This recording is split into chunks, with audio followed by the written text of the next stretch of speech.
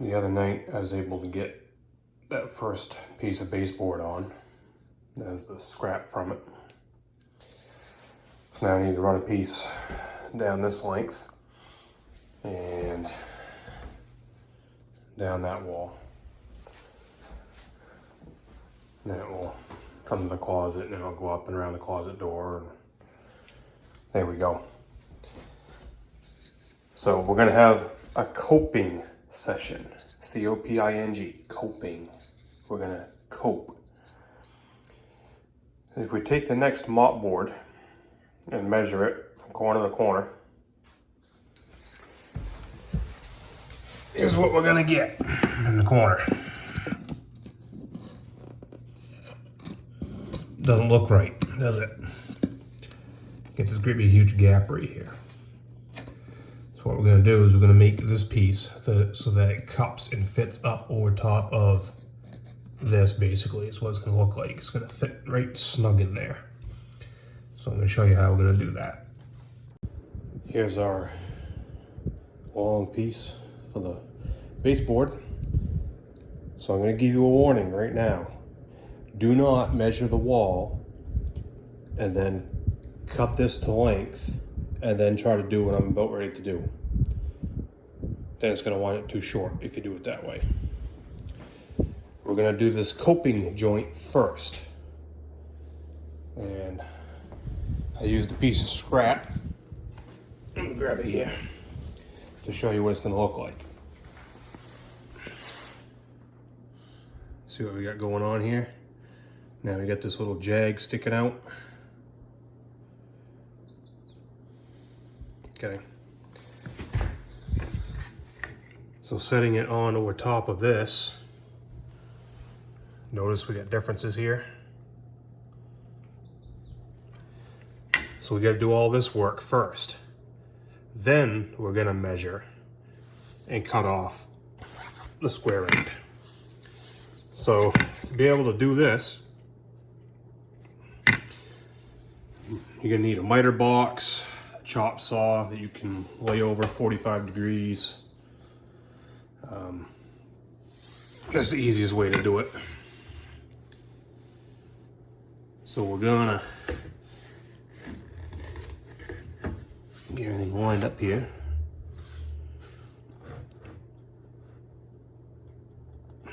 There we go, that should work. So notice the angle. Here's our face, here's the top. The blade is gonna come down like so.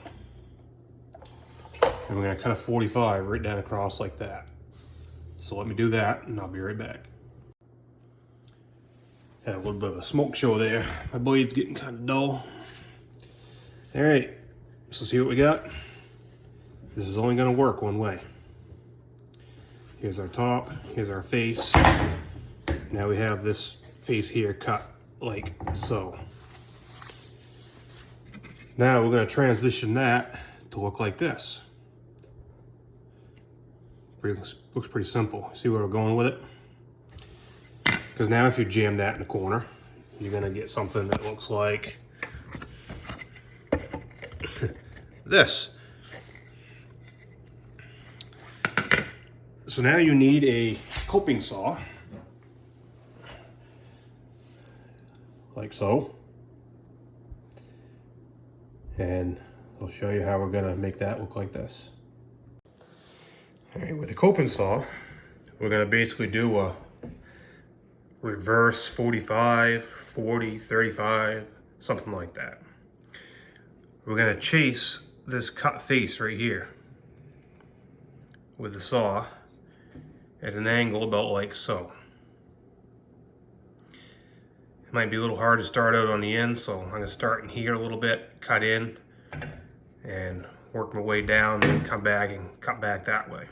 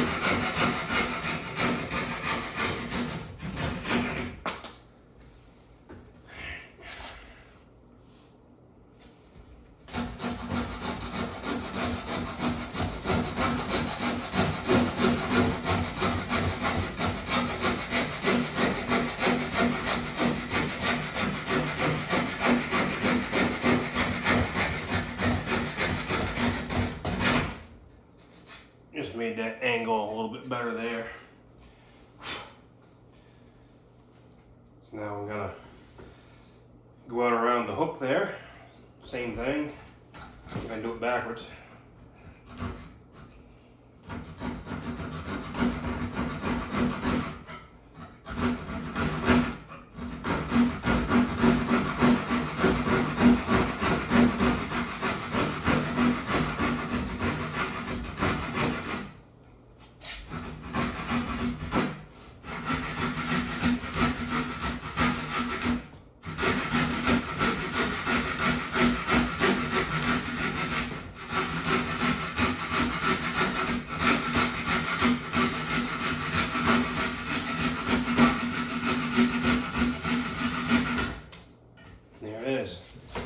You notice how the throat in the saw is pretty big, like a big C. So when you're cutting and you're going around like that, you start turning and bending, you're not bottoming out here.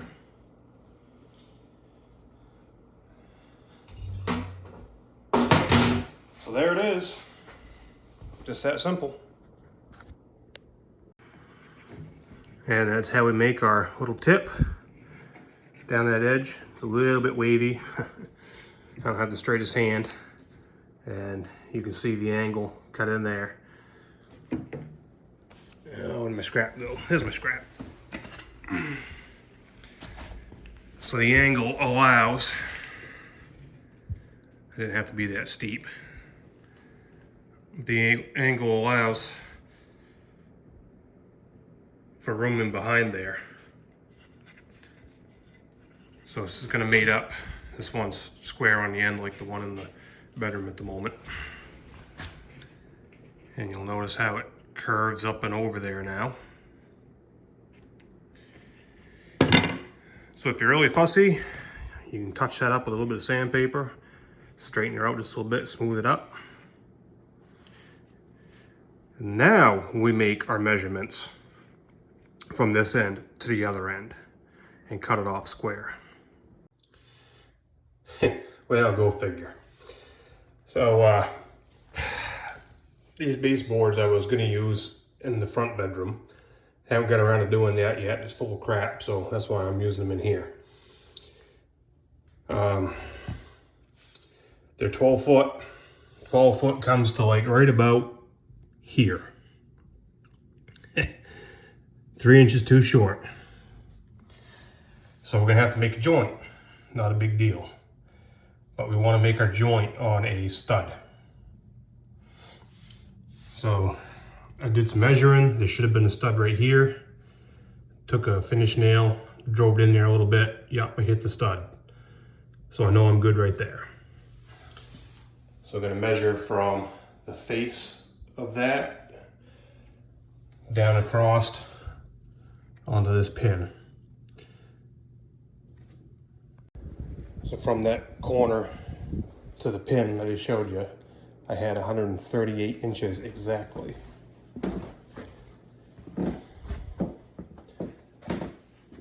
So now we're hooked on the face of our coped joint that we made.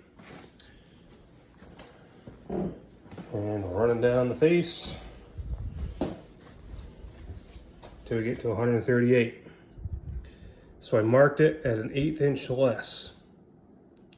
And you'll see why I did that when the next piece goes on. So now we're gonna cut at the same angle. We're gonna make a face cut going this way at a 45. So let's get that done. So I laid the piece down in here to check it for fit. It was nice and tight up in the top, but I had a little bit of a gap down here at the bottom. So looking at it a little closer, right here, I got off on my angle. You notice this is sloped back and then it kind of shallows up here. I think that's what's throwing me off. So I'm gonna cut that back and get a good angle on that. And I'm gonna follow the same contour there. See how it fits. There, fits better now. Close enough for government work, right? So you see how the joint comes together in there? Nice tight corner. I got a little itty bitty gap at the bottom. if I really wanted to mess with it, I'd take a little bit more right there, which would probably let that tighten up just a little bit more there. But you know what? There's gonna be so much stuff piled in here, you're never gonna see that anyway. But that's how you do it. You just have to work out that fat spot. Yeah, I missed a screw right there. I found it when I was painting, so gotta throw a little bit of mud over it and hit it with a paintbrush. Then we're gonna run up to the other end here. I got a mark right there where that stud is. I also marked it on the floor, which is like right in the middle of my fingernail. So basically the middle of this cut you see is on the stud. So you notice we've got a face cut this way on a 45. And in a minute or two, you'll see why we've done that. Now I'm gonna start down on that end, start laying out tape measure and pop it in nails. So don't start nailing it here and get down there and figure out something moved. Start in the corner and work this way. Now if this piece had gone the entire length, that just would have been a straight cut on the end. And then this piece coming here would have been coped in over top of it, like down on that side. Well, forgetting to do that kind of made it easier to find the stud. So got nails there, then lined up 16 right down there at the end of the tape. Has another stud, so there's the two nails hitting that one. So then I can work back from that point every 16 inches, and I should hit studs. There. Corner all the way down to here is nailed. So we need to do a joint, just because it wasn't long enough. No big deal. So right from the wall corner out to the outside face, we're looking at 9 3/4. So this is going to be called short point, and then the next piece coming in is going to be called the long point. So we don't want to have it crammed real tight, so if it's a shy 9 3/4, a little bit under 9 3/4, that's fine, because we can be spaced, you know, in off the wall a little bit, because when that next piece comes in, it's going to cover that. No problem. Now let's go see what we got. And again, why we don't throw stuff away until we know we don't need it. I'm using the same style wood for the baseboard as I use for the window casings. So you'll notice this is cut different than we're doing on the baseboard. This was left over from doing window casings in the front bedroom. Didn't throw it away, thought I might need it. Stuff is not cheap these days. So now we need to cut a 45-degree with a long point on the face. We've got it here, we've got way more than 9 3/4 inches across that top face, which is our shortest piece. So, I mean, you might have a cool miter saw, you might have a cool chop saw that can go different angles, different ways. This one only leans over this direction. So if I put this in here the same way as the other one and cut it, I'm gonna get the same face that I had before. Ain't gonna work. But if I flip it over, like so, slide it out here a little bit, there you go. And now if I cut it from the back side, I'm gonna get a long point on the face. All right, notice our face, we don't have a cut edge like that, right? This is the opposite. Same degrees, 45. So I measured from this top face that you're seeing right there, back 9 3/4 inches. There's a mark. Doesn't matter which way we cut it now, it doesn't matter, because we're gonna do a straight cut. So I can flip this thing back up to 0, secure it so it doesn't move on me. put it in, line the blade up right, chop it off, and then we have our filler piece. Okay, so we don't have 16 inches from here to here. This is an exterior wall. This wall, interior obviously, for the closet. So I don't have a stud in behind here to nail to.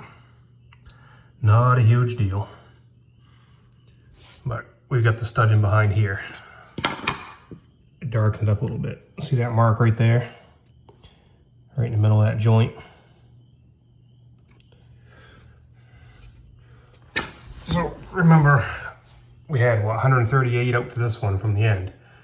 And I shortened it up about, what did I say, 1/8 of an inch? Because we don't want this face up here. And that'll make sense in just a second. So that face being back, when these two pieces go together, something like so, got a good fit right there. We got a good fit right here. For this house that's not exactly level and not exactly plumb and straight, that is pretty good. So now I can put my nails in right about here. You don't want to try and nail way out here on the edge. So if this left joint was another 1/8 of an inch to the left, you'd be trying to nail way out on this edge to pick up your stud. But let me tip this back, pull it out just a little bit. You can see the mark. See how it's lining up with that joint. So when we put our nail in right here, we've got some meat to get into. So I've started them. I know I've got a good joint right there, good stud right there. Just heard that change of tone. I just hit the stud.